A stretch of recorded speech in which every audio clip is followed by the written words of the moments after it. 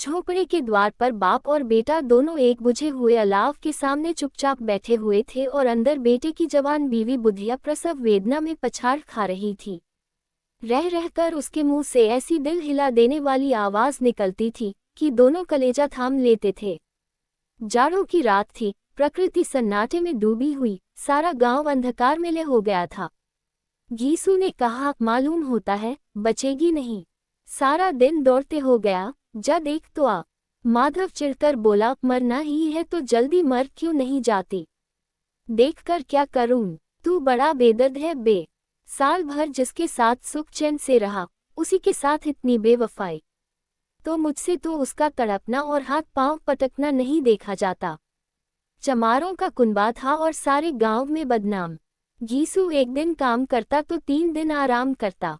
माधव इतना कामचोर था कि आधे घंटे काम करता तो घंटे भर चिलम पीता। इसलिए उन्हें कहीं मजदूरी नहीं मिलती थी। घर में मुट्ठी भर भी अनाज मौजूद हो तो उनके लिए काम करने की कसम थी। जब 2-4 फाके हो जाते तो घीसू पेड़ पर चढ़कर लकड़ियां तोड़ लाता और माधव बाजार से बेच लाता और जब तक वह पैसे रहते दोनों इधर उधर मारे मारे फिरते। गांव में काम की कमी न थी। किसानों का गांव था, मेहनती आदमी के लिए 50 काम थे। मगर इन दोनों को उसी वक्त बुलाते जब 2 आदमियों से एक का काम पाकर भी संतोष कर लेने के सिवा और कोई चारा न होता।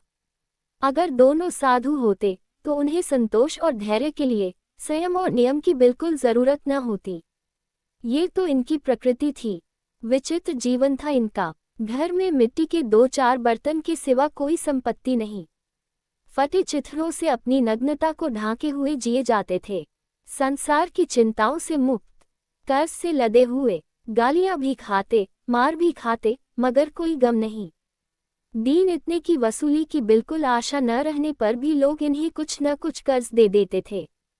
मटर, आलू की फसल में दूसरों के खेतों से मटर या आलू उखाड़ लाते और भून भान कर खा लेते या 10-5 ऊख उखाड़ लाते और रात को चूसते। घीसू ने इसी आकाश वृत्ति से 60 साल की उम्र काट दी और माधव भी सपूत बेटे की तरह बाप ही के पद चिन्हों पर चल रहा था, बल्कि उसका नाम और भी उजागर कर रहा था। इस वक्त भी दोनों अलाव के सामने बैठकर आलू भून रहे थे, जो कि किसी खेत से खोद लाए थे। घीसू की स्त्री का तो बहुत दिन हुए देहांत हो गया था। माधव का ब्याह पिछले साल हुआ था। जब से यह औरत आई थी, उसने इस खानदान में व्यवस्था की नींव डाली थी और इन दोनों बेगैरतों का दोजख भरती रहती थी। जब से वह आई, ये दोनों और भी आलसी और आरामतलब हो गए थे, बल्कि कुछ अकड़ने भी लगे थे। कोई कार्य करने को बुलाता तो निर्ब्याज भाव से दुगुनी मजदूरी मांगते। वही औरत आज प्रसव वेदना से मर रही थी और ये दोनों इसी इंतजार में थे कि वह मर जाए तो आराम से सोएं। घीसू ने आलू निकालकर छीलते हुए कहा, जाकर देख तो क्या दशा है उसकी। चुड़ैल का फिसाद होगा और क्या। यहाँ तो ओझा भी 1 रुपया मांगता है। माधव को भय था कि वह कोठरी में गया तो घीसू आलूओं का बड़ा भाग साफ कर देगा। बोला, मुझे वहां जाते डर लगता है। डर किस बात का है, मैं तो यहाँ हूँ ही, तो तुम ही जाकर देखो ना। मेरी औरत जब मरी थी तो मैं 3 दिन तक उसके पास से हिला तक नहीं था, और फिर मुझसे ले जाएगी कि नहीं। जिसका कभी मुंह नहीं देखा, आज उसका उभरा हुआ बदन देखूं। उसे तन की सुध भी तो न होगी। मुझे देख लेगी तो खुलकर हाथ पांव भी न पटक सकेगी। मैं सोचता हूँ कोई बाल बच्चा हो गया तो क्या होगा। सौंठ, गुड़, तेल कुछ भी तो नहीं है घर में। सब कुछ आ जाएगा, भगवान दे तो। जो लोग अभी 1 पैसा नहीं दे रहे हैं, वे ही कल बुलाकर रुपए देंगे। मेरे 9 लड़के हुए, घर में कभी कुछ न था, मगर भगवान ने किसी न किसी तरह बेड़ा पार ही लगाया। जिस समाज में रात दिन मेहनत करने वालों की हालत उनकी हालत से कुछ बहुत अच्छी न थी, और किसानों के मुकाबले में वे लोग, जो किसानों की दुर्बलताओं से लाभ उठाना जानते थे, कहीं ज्यादा संपन्न थे, वहां इस तरह की मनोवृत्ति का पैदा हो जाना कोई अचरज की बात न थी। हम तो कहेंगे, घीसू किसानों से कहीं ज्यादा विचारवान था, और किसानों के विचार शून्य समूह में शामिल होने के बदले बैठकबाजों की कुत्सित मंडली में जा मिला था। हाँ, उसमें ये शक्ति न थी कि बैठकबाजों के नियम और नीति का पालन करता। इसलिए जहां उसकी मंडली के और लोग गांव के सरगना और मुखिया बने हुए थे, उस पर सारा गांव उंगली उठाता था। फिर भी उसे ये तस्कीन तो थी ही कि अगर वह फटेहाल है तो कम से कम उसे किसानों को जी तोड़ मेहनत तो नहीं करनी पड़ती, और उसकी सरलता और निरीहता से दूसरे लोग बेजा फायदा तो नहीं उठाते। दोनों आलू निकाल निकाल कर जलते जलते खाने लगे। कल से कुछ नहीं खाया था, इतना सब्र न था कि ठंडा हो जाने दें। कई बार दोनों की जबानें जल गईं। छिल जाने पर आलू का बाहरी हिस्सा जबान, हलक और तालू को जला देता था, और उस अंगारे को मुंह में रखने से ज्यादा खैरियत इसी में थी कि वह अंदर पहुंच जाए। वहां उसे ठंडा करने के लिए काफी सामान थे, इसलिए दोनों जल्द जल्द निगल जाते। हालांकि इस कोशिश में उनकी आंखों से आंसू निकल आते। घीसू को उस वक्त ठाकुर की बारात याद आई, जिसमें 20 साल पहले वह गया था। वह उसके जीवन में एक याद रखने लायक बात थी, और आज भी उसकी याद ताज़ी थी। बोला, वह भोज नहीं भूलता। तब से फिर उस तरह का खाना और भरपेट नहीं मिला। लड़की वालों ने सबको भरपेट पूरियां खिलाई थी, सबको, छोटे बड़े सबने पूरियां खाई, और असली घी की चटनी, रायता, 3 तरह के सूखे साग, एक रसेदार तरकारी, दही, चटनी, मिठाई। अब क्या बताऊं कि उस भोज में क्या स्वाद मिला। कोई रोक टोक नहीं थी, जो चीज चाहो मांगो, जितना चाहो खाओ। लोगों ने ऐसा खाया कि किसी से पानी न पिया गया। मगर परोसने वाले हैं कि पत्तल में गर्म गर्म गोल गोल सुवासित कचौरियां डाल देते हैं। मना करते हैं कि नहीं चाहिए, पत्तल पर हाथ रोके हुए हैं, मगर वह है कि दिए जाते हैं। और जब सबने मुंह धो लिया तो पान इलायची भी मिली, मगर मुझे पान लेने की कहाँ सुध थी। खड़ा हुआ न जाता था, चटपट जाकर अपने कंबल पर लेट गया। ऐसा दिल दरिया था वह ठाकुर। माधव ने इन पदार्थों का मन ही मन मजा लेते हुए कहा, अब हमें कोई ऐसा भोज नहीं खिलाता। अब कोई क्या खिलाएगा, वह जमाना दूसरा था। अब तो सबको किफायत सूझती है। शादी ब्याह में मत खर्च करो, क्रियाकर्म में मत खर्च करो। पूछो, गरीबों का माल बटोर बटोर कर कहाँ रखोगे। बटोरने में तो कमी नहीं है, हाँ, खर्च में किफायत सूझती है। तुमने 20 पूरियां खाए होंगी, 20 से ज्यादा खाए थीं। मैं 50 खा जाता, 50 से कम मैंने न खाए होंगी। अच्छा पका था, तू तो मेरा आधा भी नहीं है। आलू खाकर दोनों ने पानी पिया, और वहीं अलाव के सामने अपनी धोतियां उड़कर पांव पेट में डाले सो रहे, जैसे 2 बड़े बड़े अजगर गेंदुलियां मारे पड़े हों। और बुधिया अभी तक कराह रही थी। सवेरे माधव ने कोठरी में जाकर देखा तो उसकी स्त्री ठंडी हो गई थी। उसके मुंह पर मक्खियां भिनक रही थीं, पथराई हुई आंखें ऊपर टंगी हुई थीं, सारी देह धूल से लथपथ हो रही थी। उसके पेट में बच्चा मर गया था।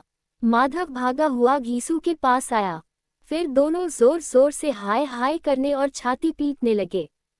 पड़ोस वालों ने ये रोना धोना सुना तो दौड़े हुए आए और पुरानी मर्यादा के अनुसार इन अभागों को समझाने लगे। मगर ज्यादा रोने पीटने का अवसर न था, कफन की और लकड़ी की फिक्र करनी थी। घर में तो पैसा इस तरह गायब था जैसे चील के घोंसले में मांस। बाप बेटे रोते हुए गांव के जमींदार के पास गए। वह इन दोनों की सूरत से नफरत करते थे। कई बार इन्हें अपने हाथों से पीट चुके थे, चोरी करने के लिए, वादे पर काम पर न आने के लिए। पूछा, क्या है बे घिसुआ, रोता क्यों है? अब तो तू कहीं दिखलाई भी नहीं देता, मालूम होता है इस गांव में रहना नहीं चाहता। घीसू ने जमीन पर सिर रखकर आंखों में आंसू भरे हुए कहा, सरकार, बड़ी विपत्ति में हूँ। माधव की घरवाली रात को गुजर गई। रात भर तड़पती रही सरकार। हम दोनों उसके सिरहाने बैठे रहे। दवा दारू जो कुछ हो सका सब कुछ किया, मुना वह हमें दगा दे गई। अब कोई एक रोटी देने वाला भी न रहा मालिक। तबाह हो गए, घर उजड़ गया। आपका गुलाम हूँ, अब आपके सिवा कौन उसकी मिट्टी पार लगाएगा। हमारे हाथ में तो जो कुछ था वह सब तो दवा दारू में उठ गया। सरकार ही की दया होगी तो उसकी मिट्टी उठेगी। आपके सिवा किसके द्वार पर जाऊं। जमींदार साहब दयालु थे, मगर घीसू पर दया करना काले कंबल पर रंग चढ़ाना था। जी में तो आया, कह दे चल दूर हो यहाँ से। यूं तो बुलाने से भी नहीं आता, आज जब गर्ज पड़ी तो आकर खुशामद कर रहा है। हरामखोर कहीं का, बदमाश। लेकिन ये क्रोध या दंड देने का अवसर न था।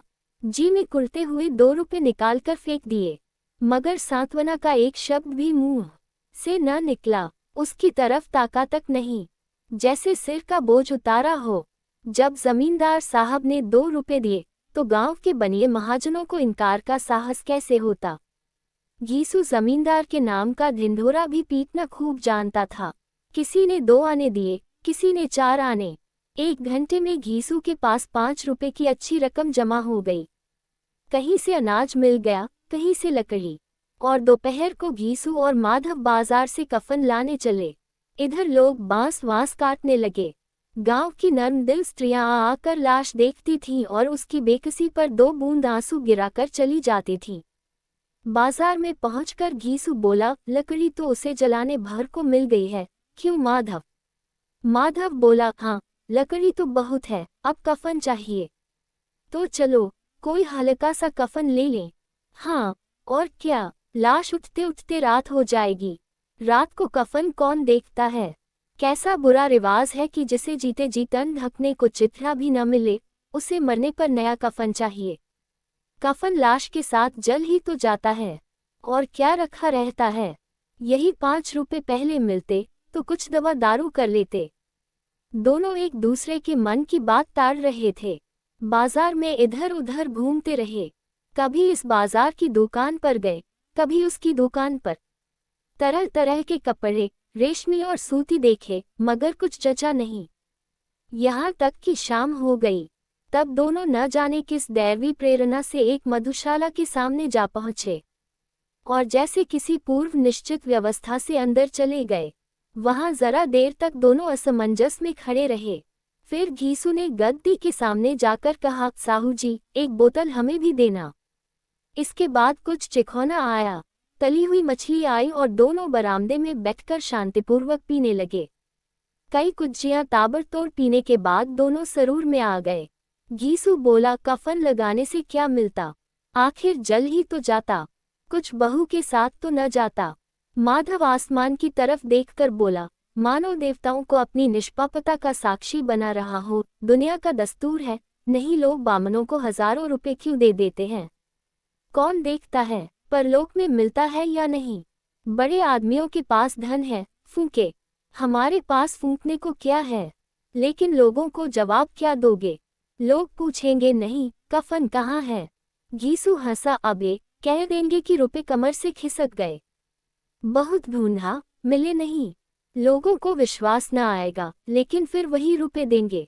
माधव भी हंसा, इस अनपेक्षित सौभाग्य पर बोला, बड़ी अच्छी थी बेचारी, मरी तो खूब खिला पिला कर, आधी बोतल से ज्यादा उड़ गई।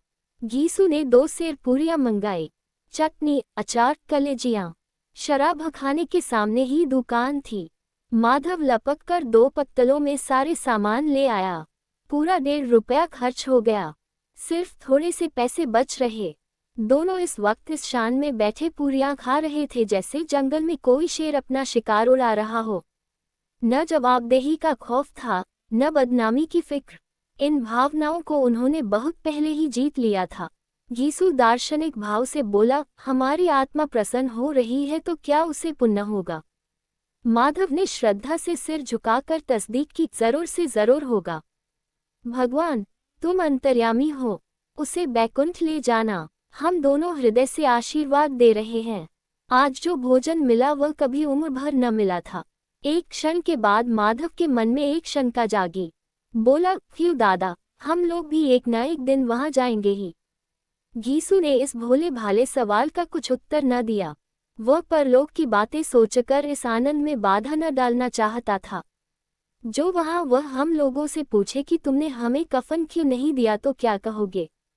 कहेंगे तुम्हारा सिर। पूछेगी तो जरूर, तू कैसे जानता है कि उसे कफन न मिलेगा?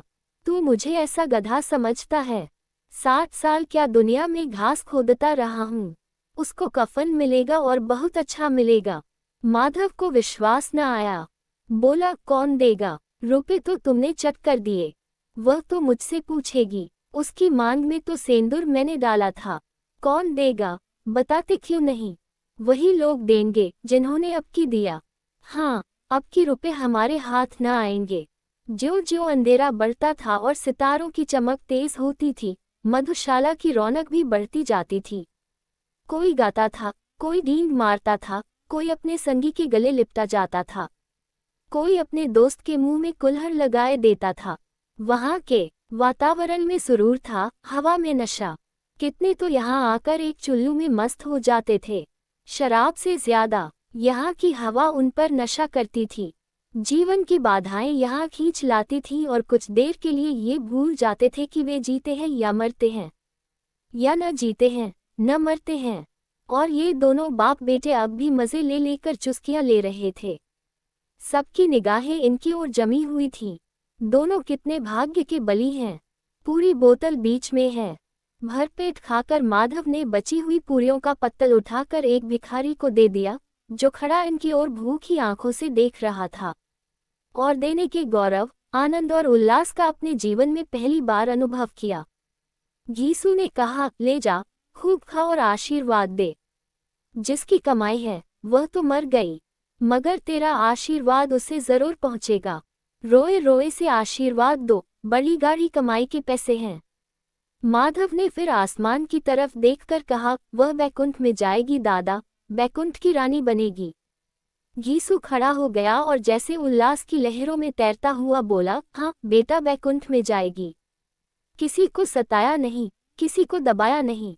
मरते मरते हमारी जिंदगी की सबसे बड़ी लालसा पूरी कर गई। वह न बैकुंठ जाएगी तो क्या ये मोटे मोटे लोग जाएंगे, जो गरीबों को दोनों हाथों से लूटते हैं और अपने पाप को धोने के लिए गंगा में नहाते हैं और मंदिरों में जल चढ़ाते हैं। श्रद्धालुता का ये रंग तुरंत ही बदल गया। अस्थिरता नशे की खासियत है। दुख और निराशा का दौरा हुआ। माधव बोला, मगर दादा, बेचारी ने जिंदगी में बड़ा दुख भोगा। कितना दुख झेल कर मरी। वह आंखों पर हाथ रखकर रोने लगा, चीखें मार मार कर। घीसू ने समझाया, क्यों रोता है बेटा, खुश हो कि वह मायाजाल से मुक्त हो गई, जंजाल से छूट गई।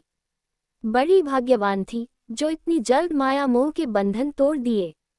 और दोनों खड़े होकर गाने लगे, ठगिनी क्यों नैना झमकावे, ठगिनी। पियक्कड़ों की आंखें इनकी ओर लगी हुई थी और ये दोनों अपने दिल में मस्त गाए जाते थे।